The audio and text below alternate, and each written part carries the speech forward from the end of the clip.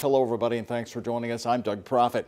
We have coverage of the protests and this new law. Strong opinions from both sides as both the Kentucky House and Senate vote to override Governor Andy Beshear's veto today. The law that bans gender-affirming care for transgender young people is now a reality in Kentucky. So today, Republican lawmakers introduced a bill banning public drag performances. It would allow the arrest of anyone who performs in a drag show. Anyone performing anywhere in public would be guilty of a misdemeanor for their first offense, and it would be a felony for all offenses. Ron DeSantis has signed a series of anti-LGBTQ bills as governor, including laws that prohibit classroom instruction on gender identity and sexual orientation. Queer Floridians fear what that means for the country now that he's running for president.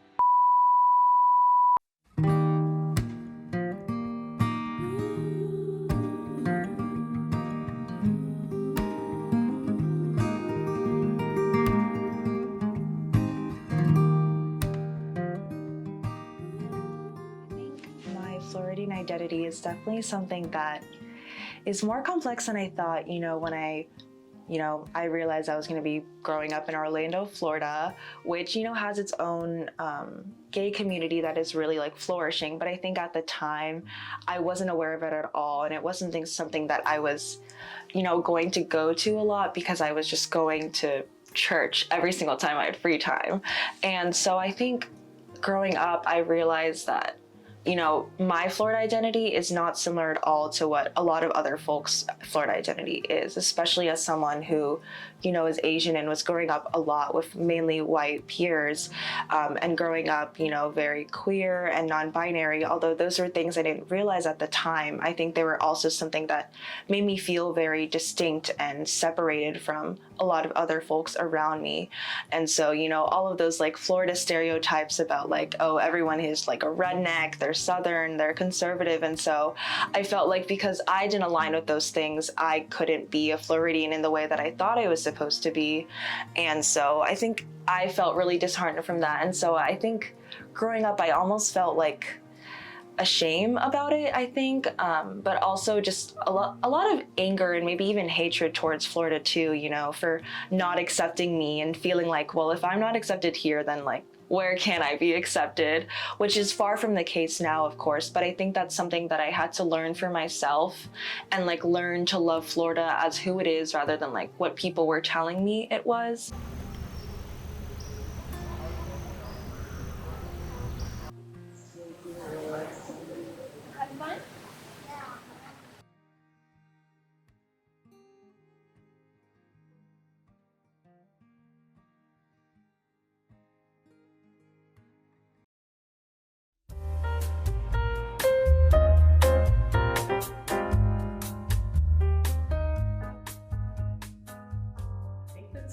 Queer means anybody not straight, anybody beyond the I just one gender, one sex, one identity of person.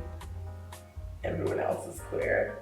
So it's just kind of a flow of where in the queer you are. And I think since I identify with the term queer myself, I think that it's really just kind of an umbrella term for those who identify as anything in that not straight spectrum and rock with the people who do and care about the issues of those who are not on the straight side of the spectrum.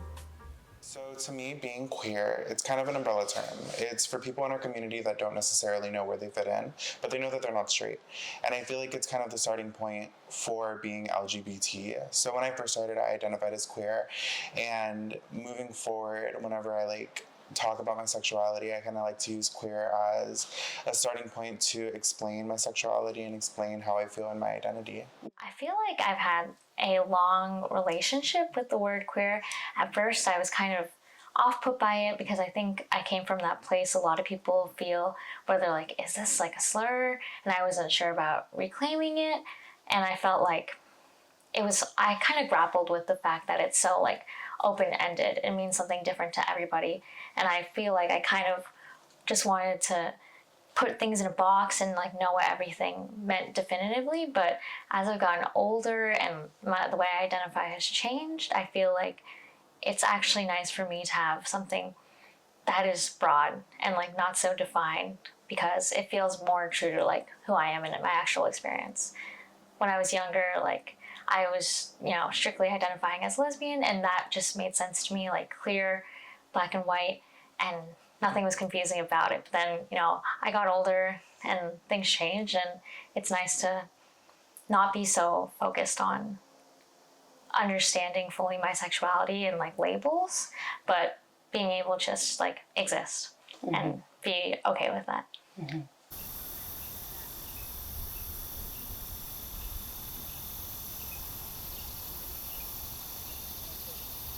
I think I have a really close relationship with being Floridian. I identify so much with it. I feel like, especially the disciplines I'm in school, coming from like sort of an environmental background and also being in urban planning, makes me feel really close to Florida. And being from South Florida, it's just like a different part of Florida, even though it is still Florida. It's so different from what other people perceive Florida as, and it's kind of its own culture, the way that it's so predominantly Spanish speaking. It's just very different than the rest of Florida. But then when I came to college here in Gainesville, I really feel like it kind of solidifies the fact that like Florida is like a home to me, like just statewide. I feel like there's something so special and like innately Florida about like being here. And I just love the nature. I love the beach. I've had like a lot of close like personal moments in nature. I think I used to work for Alachua County's Environmental Protection Department, so we would do a lot of like creek sampling. We would go to the springs a lot, and it was really, I feel like, important for my like development, like my character growth as like a person in general.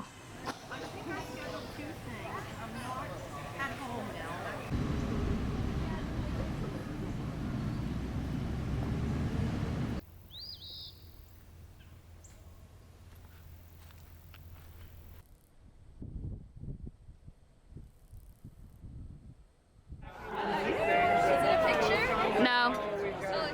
Yeah. Cute. In Florida, and honestly in the United States, sex education is kind of a joke. We don't really go into details, even for straight people. Like, it's just kind of like the scientific side of it with like the zygotes and everything.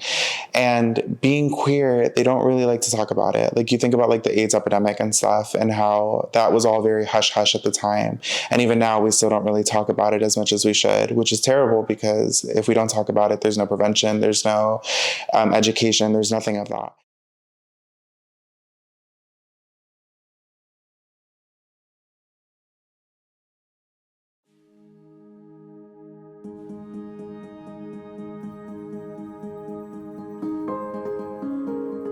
I think because we didn't have like a comprehensive sex education at all growing up, it's almost like even now to this day, I'm still learning so much and like unlearning stuff too.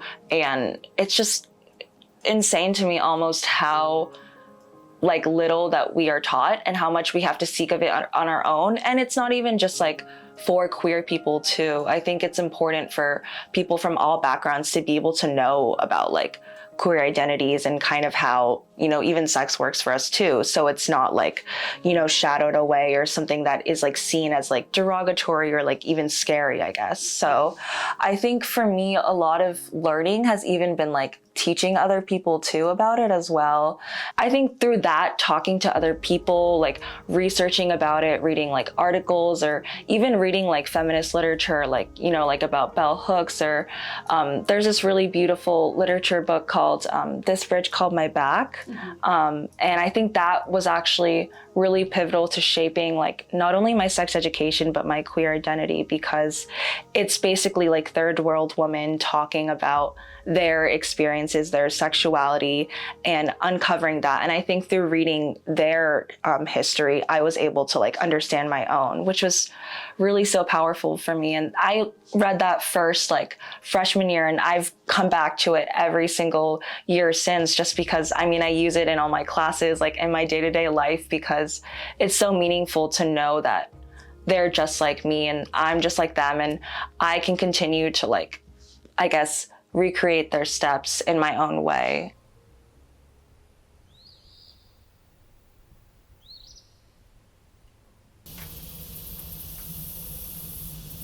I would say the internet is literally responsible for anything that I actually know about sex ed, because class didn't teach me anything. Even the whole day about periods didn't teach me any of the useful stuff. Nothing meaningful. Like, I never knew that there was period panties until I just got them as an adult this year. I never knew that there was Diva Cups until I got to college, and there was an organization, Planned Parenthood, was giving them out. I never knew there was O-rings, Nexplanon, arm implants, all of this. I thought birth control is a pill you take every day, and not like, oh, there's like 80 different birth controls I could choose. Like, you learn nothing.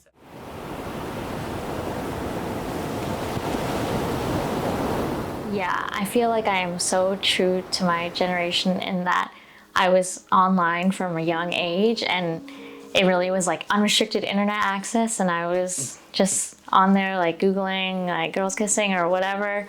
But I think more than anything, like Tumblr was like where people found out that they were gay, like just learn where like all that kind of stuff is, and also like being exposed to like sexual content for the first time. This was like back before they had removed porn off of Tumblr, so it was really the place where like I was like, how does sex work? Like, what is that? Like, how do you do it? But yeah, I was definitely staying up late at night reading fan fiction on Tumblr, and that was, you know, informing my understanding of sex for sure. And I was reading like One Direction fanfic, like it was like so funny, like Harry Styles, Louis Tomlinson, like I was obsessed with them, and I was like they're together. And so I think from an early age, like I should have known that maybe my gender identity was like a little off, because I just loved a good twink, and like I just love like I don't know, I resonated with them so much, and like their boyish nature. And I think for me it was really powerful to like read that from a young age and be like, okay, well, gay is okay then. Yeah. Even before I recognized it for myself. Like all of these things, it's like resources for like people who are still figuring out stuff like my own age, and they're just doing it for like the queer community as a whole. And I think that's like so beautiful that we created like something out of nothing, you know, and like it wouldn't exist if it wasn't for us, because there's no one out there like from like a government standpoint or things like that who want to be doing these things at all. They'd rather like push it away.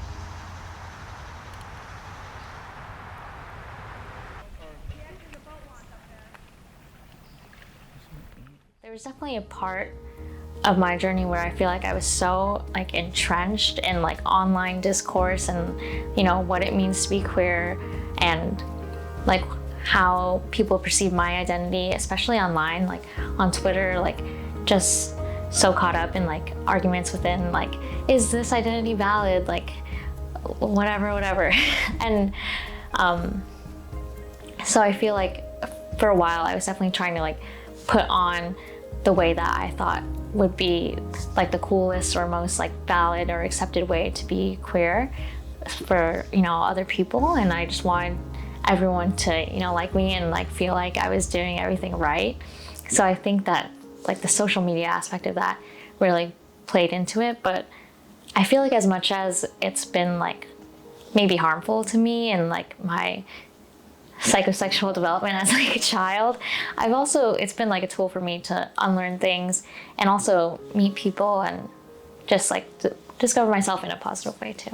I think it's so wonderful that like you can write something so personal to your identity, and then someone will be like, I feel the exact same way. Yeah. And it's so special to like feel that like innate community just from like a digital touch. Yes. It's so beautiful. Yes. Yeah. So cool. Marcel.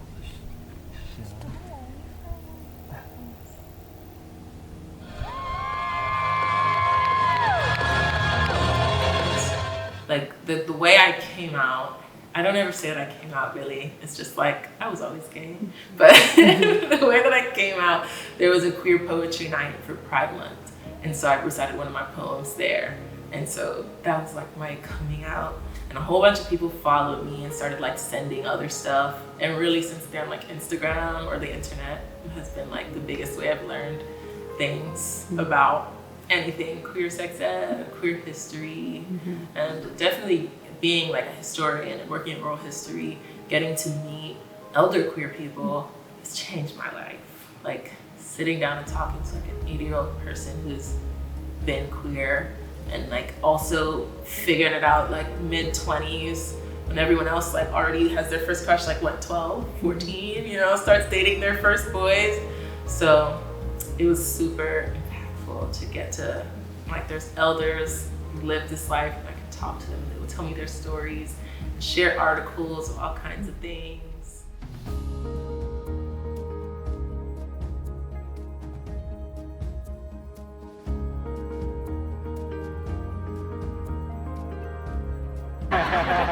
What's up, Gainesville? How's it going? I came out as bi when I was 15, then I came out as a lesbian, and then I came out as bi again. And it's just kind of like, we're going and, you know, there's no end destination really. And like, definitely no plan. Like, I'm just going with the flow, whatever happens. I think like a theme that I tried to bring into it is like a lyric from my favorite song, which is called I Want You to Love Me by Fiona Apple.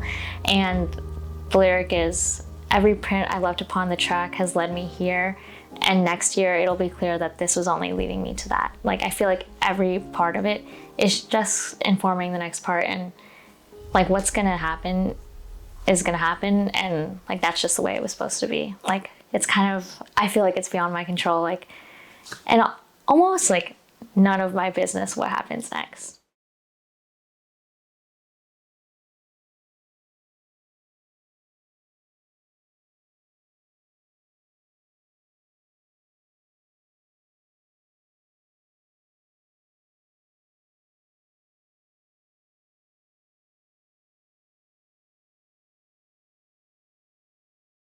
When I asked him like freshman year, it's like, is scissoring that great?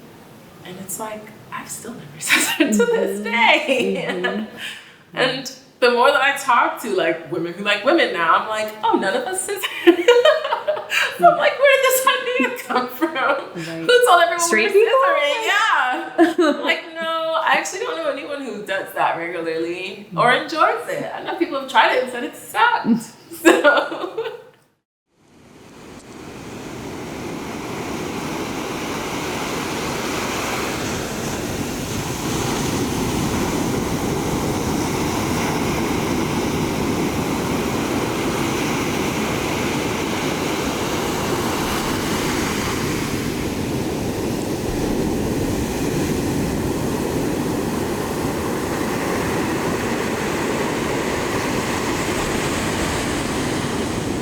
I think defining pleasure used to feel something that was really complicated for me almost. It's like, what does it mean to be happy even, or what does it mean to be joyful? Because I think that's something that I didn't understand because I didn't know what it meant to be happy within myself, because self-love and that journey.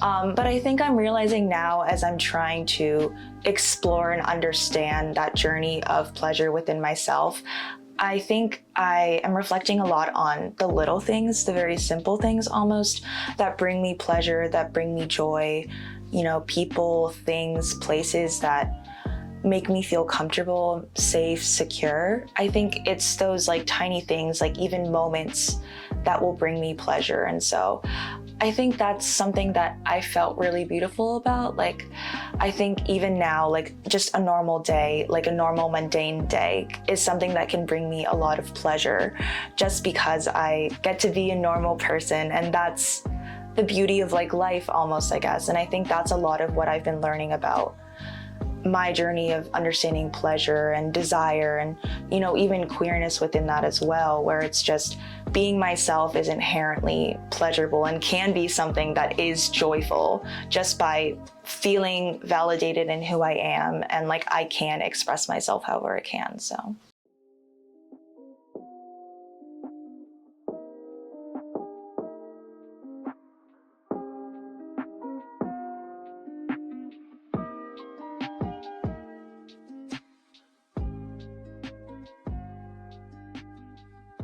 pleasure isn't just black and white. It's kind of a learning curve. And kind of realizing that it starts off as something as innocent as kissing a boy in preschool to something as scary as, driving at like 3 a.m. to go hook up with someone in the middle of the night. It's just an interesting learning curve. And there's a lot of mistakes, there's a lot of error, but it kind of teaches you that things feel good for a reason, and you're attracted to what you're attracted to. And as you learn and as you continue to have these experiences, you grow as an individual and get to know yourself a little bit better. How can I best explain my sexual identity and my pleasure over my childhood and my adult life? So I kind of wanted to start off with the little house to kind of signify that when I was a kid in preschool, I used to play house with all the boys and I would always be the mommy. And looking back now, I feel like I should have known back then that I was gay. But obviously when you're a kid, you're just playing around and you don't know any better. But then it kind of all changed when I was about, I want to say 5 or 6, I saw The Lion King for the first time. And that was when I saw animated Simba. And it's not necessarily the character, but it was the personality. And that was enough to like make me attracted. And it was like an interesting feeling of attraction. But I knew he was like a male presenting character, which isn't necessarily normal, quote unquote, at that time, because it was still the early 2000s and our understanding of gay people was terrible in the early 2000s and very stereotypical, so I didn't know any better. And I just kind of wanted to like paint a picture of how that kind of grew from me researching boys kissing boys to me going on Tumblr and looking at things I probably shouldn't have looked at that age, and just kind of moving forward from there.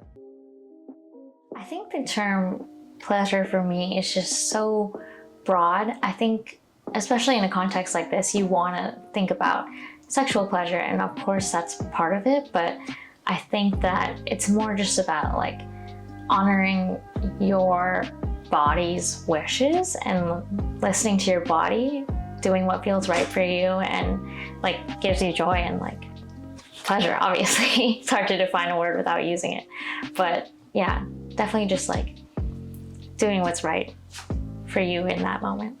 For the rest of the map, what I tried to do was kind of divide it up into vertical sections.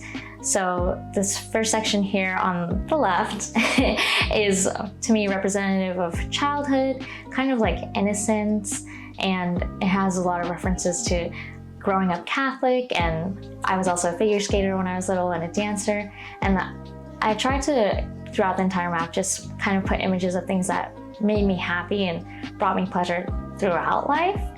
Florida, nature, my friends, cats. There's a picture of the matching tattoo that I have with my sister in there. There's like an Asian grocery store, kind of tying in my Asian and like Filipino identity into everything else. And yeah, and in the bottom right corner, there's like a little poem.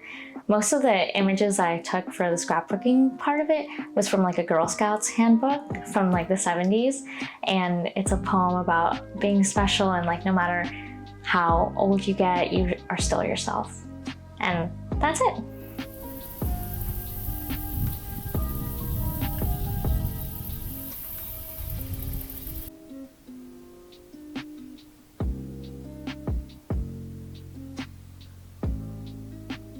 Okay, so my pleasure map is a collage because I can't draw to save my life.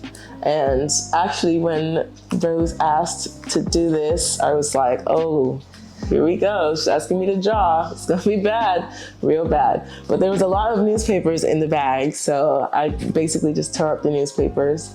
My process, I just kind of flipped through and just thought about like, what do I like or what catches my eye? So first I went through and just cut out like some words and phrases, which I'll talk about. And then I thought about some like pictures and whatnot, like scenes, and then added a little just details in.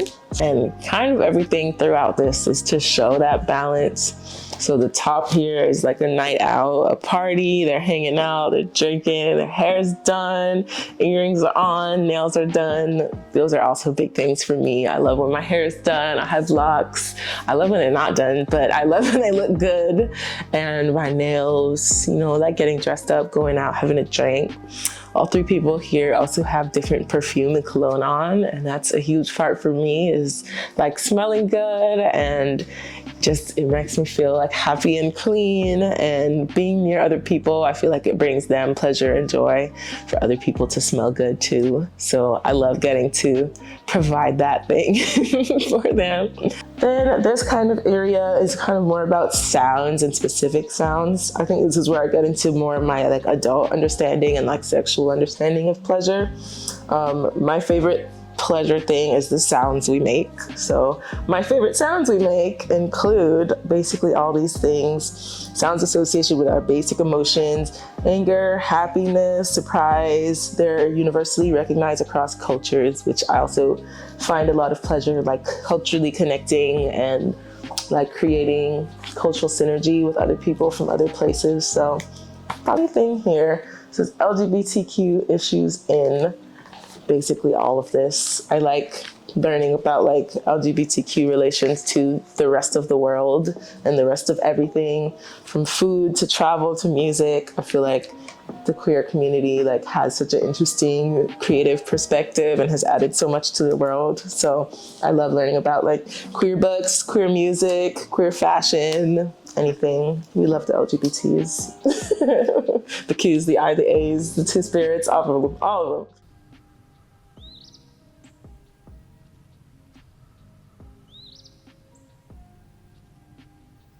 I think for me it was really important to think about what pleasure has meant to me throughout my lifetime, and kind of understand chronologically where certain points of my life have kind of intersected as well, and what things have brought me pleasure in the past, how that kind of intersects with what I find pleasure in now. And of course, I think it goes without saying that my Korean identity is also something that brings me a lot of pleasure, and especially connecting with it as well. It's something that connects me not only to my culture, but also to my family. And those roots are, I think, really important to me. And I think it also brings me a lot of joy now to realize just how queer Korea is, even though my parents might say otherwise.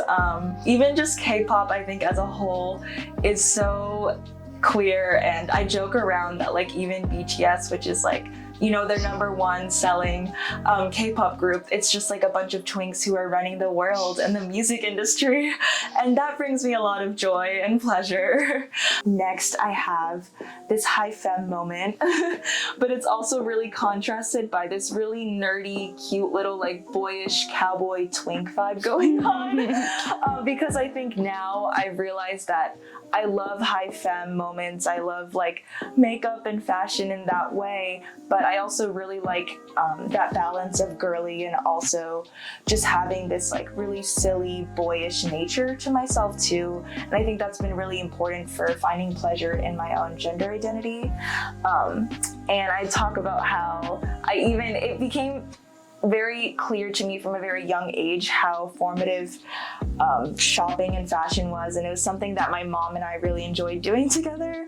Unfortunately, that did lead to a shopping addiction later, but we don't have to get into that. But I think just in general, really discovering later on too how fashion as a form of queer expression and pleasure was really important for me.